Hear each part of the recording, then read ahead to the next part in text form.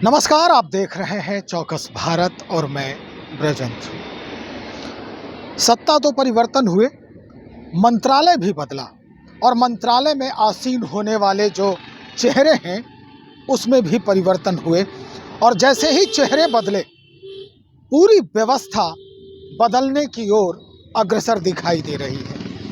हम गृह मंत्री की सबसे पहले बात करते हैं, सम्राट चौधरी की बात करते हैं। जैसे ही सत्ता पर काबूज हुए, यानी मंत्रालय मिला जब उन्हें, सबसे पहले उन्होंने जो बयान दिया वो बिहार के कुछ ऐसे पक्ष को सार्वजनिक किया। सबसे जो अहम पक्ष है उसको आगे रखा कि भैया अब जो क्रिमिनल्स हैं या जो क्राइम है वो बिहार से बाहर ही नज़र आना चाहिए। और इसी संदर्भ में उन्होंने और भी बयान दिए थे कि जिस तरह का माहौल बन रहा है वैसे में कुछ ऐसे लोग हैं जो पहले से चिन्हित हैं, जिनकी कुर्की जब्ती अब निश्चित हो चुकी है।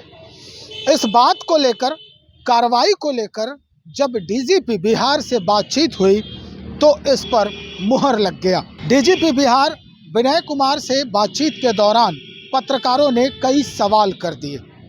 इन सवालों में सबसे अहम सवाल जो था वो यही था कि गृह मंत्री के वो 400 वाले आंकड़ों पर क्या कार्रवाई हो रही है।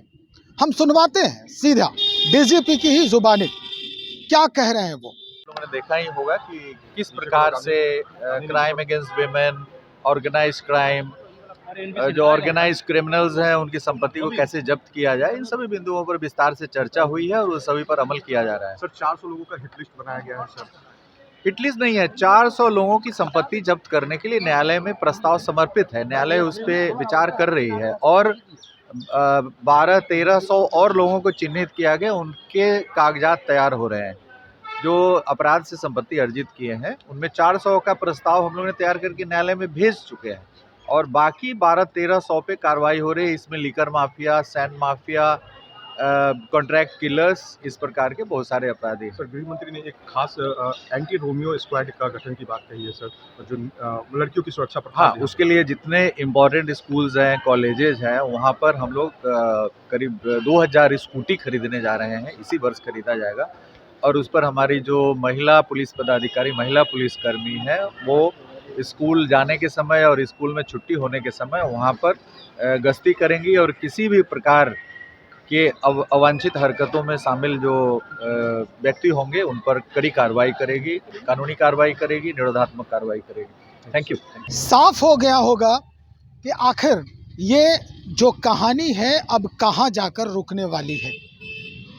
400 लोगों की कुर्की जब्ती तो होगी, लेकिन 1200-1300 लोग और भी पुलिस के जद में आने वाले हैं, निगरानी पर चढ़े हुए हैं। उनकी भी कुंडली तैयार की जा रही है और जैसे ही उनकी कुंडली तैयार हो जाएगी वो सीधे धर दबोचे जाएंगे, चाहे वो बालू माफिया हो, लीकर माफिया हो, भू माफिया हो या फिर जो कंट्रैक्ट जो किलर वाली जो स्थिति आती है उनकी बात हो। ये सारे विनय कुमार खुद ही ये बयान दे रहे हैं कि अब इनकी भी कुंडली बनाई जा रही है।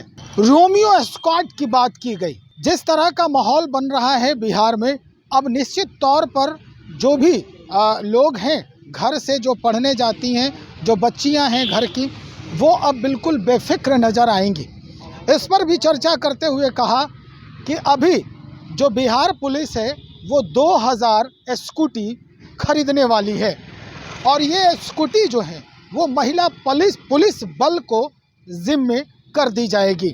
और हर जगह पे जहां स्कूल हैं, कॉलेजेस हैं, पार्क हैं, जहां पर महिलाओं का आना जाना लगातार बना रहता है, वैसे जगह पे ये स्कूटी वाली जो पुलिस बल है, महिला पुलिस बल हैं, वो वहां तैनात होंगी, मुस्तैद होंगी।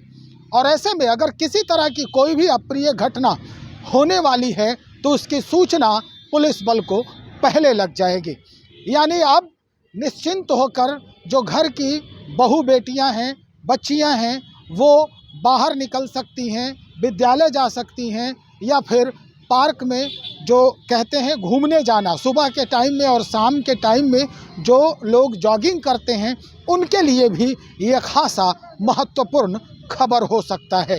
तो चलिए अब इंतज़ार करते हैं और देखते हैं कि किस तरह का माहौल जो है अब परिवर्तन होने वाला है बिहार में। बने रहिए, बहुत शुक्रिया आपका।